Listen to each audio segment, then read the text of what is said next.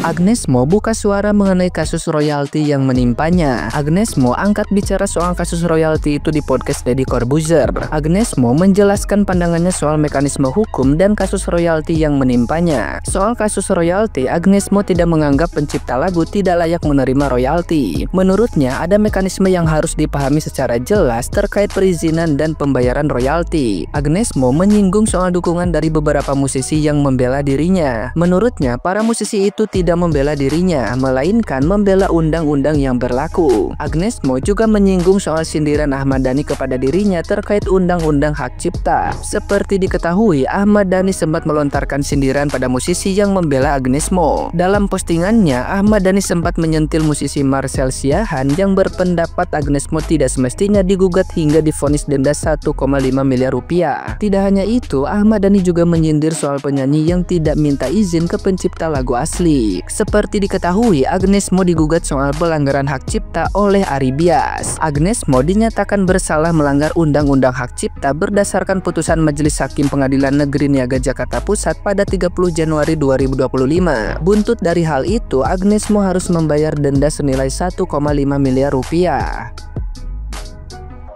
Nah, gimana nih menurut netizen yang terhormat? Silahkan berkomentar ya.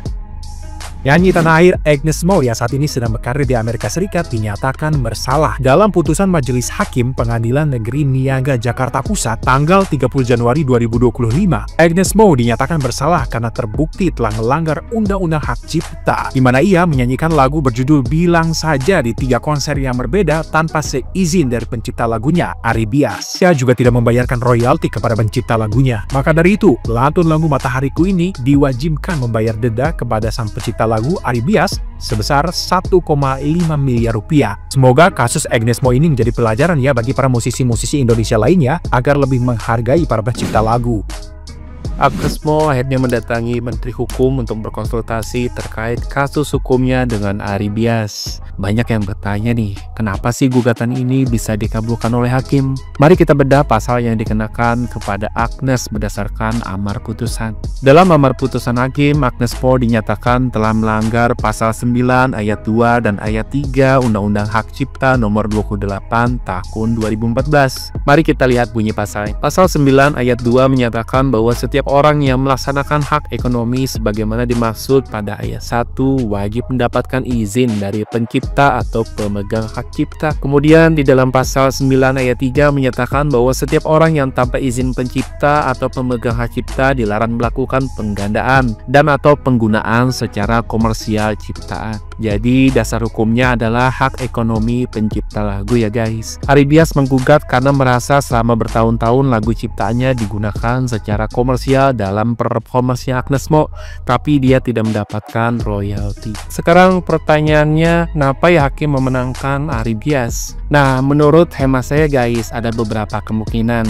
Yang pertama adalah bukti somasi yang tidak ditanggapi. Ari Bias sendiri kan mengaku nih bahwa sudah beberapa kali menghubungi Agnes Mo dan memberikan somasi, tapi tidak mendapatkan respon. Nah, menurut saya ini bisa dianggap sebagai kelalaian dalam memenuhi hak pencipta lagu. Kemungkinan kedua adalah perihal tanggung jawab dalam konser. Biasanya kan penyelenggara konser adalah pihak yang membayar royalti, tapi dalam persidangan penyelenggara yaitu HW menyatakan bahwa sudah menyerahkan pembayaran kepada Agnes Mo dan manajemennya, termasuk biaya royalti. Jika benar pembayaran itu ada tapi tidak diteruskan ke pihak Ari Bias, kemungkinan hakim melihatnya bahwa ini adalah unsur wan prestasi atau kelalaian. Kemungkinan terakhir yaitu tentang kontrak antara Agnes Mo dan pihak HW. Nah, kontrak inilah yang menjadi kunci utama guys. Jika dalam kontrak disebutkan bahwa semua biaya termasuk royalti ditanggung oleh pihak penyelenggara, maka seharusnya HW lah yang bertanggung jawab. Tapi jika ada bukti bahwa HW sudah menyerahkan ke pihak Agnes Mo, maka tanggung jawab ada di Agnes Mo. Jadi kasus ini bukan sekedar soal Agnes Mo yang membawakan lagunya Ilyas ya guys, tapi lebih ke soal hak pencipta lagu yang tidak terpenuhi selama bertahun-tahun. Menjadi pertanyaan sekarang, apakah ada bukti konkret bahwa pihak HW memang sudah membayar ke Agnes Mo? Nah, jika ada, kenapa ya Ari Bias tidak menerima haknya? Kemudian kalau tidak ada, kenapa HW bisa lepas tanggung jawab? Bagaimana menurut kalian guys? Siapa sebenarnya yang paling bertanggung jawab di kasus ini? Tulis pendapat kalian di kolom komentar. Sekarang gini, orang-orang kecil kayak kita aja males diribetin, males sama drama-drama, males dibikin susah tuh males, apalagi orang sekelas Agnes, segede Agnes, sekaya Agnes, setajir Agnes. Dia nggak mau lah diribetin sama masalah royalti lah, pembagian ini itu. Makanya di kontrak template-nya dia udah tertulis tuh jelas, Agnes aja haknya, hak-hak yang lain biar diurus penyelenggara. Kalau setuju lu tanda tangan, kalau enggak lu nggak usah undang gue, kan gitu lah. Kalau sampai Agnes ke Deddy Corbuzier begini malah Agnes aja yang ngurus semuanya. Kenapa dia bisa setenang itu, secantik itu, sebijaksana itu saat dapat case, dapat peristiwa, dapat huru hara, dapat kekeosan, malam chaos ini, dapat kekeosan sekeos ini yang mengharuskan dia jadi datang ke podcast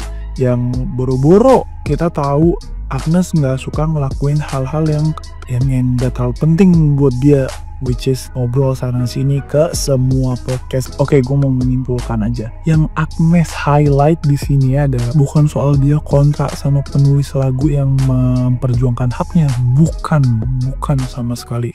Agnes justru malah nggak papahkan, malah harus berjuang dong kalau pencipta lagu mau mendapatkan royalti. Itu Agnes nggak apa-apa lah. Cuma yang Agnes sebel adalah, gue yakin dia sebel banget tuh. Yang Agnes sebel adalah kenapa dia juga sampai keikut ribet. Yang Agnes highlight di sini adalah yang harusnya membayarkan hak untuk si komposernya, untuk si penciptanya itu penyelenggara, bukan Agnesnya, karena tertulis di kontrak template-nya Agnes. Agnes di situ bilang di videonya Om Ded, dia punya kontrak template di mana hal-hal detail semuanya udah dipikirin sama dia. Agnes tuh hal apapun, royalti, apapun, tetek bengek sampai hal ke yang kecil-kecil dia udah mikirin.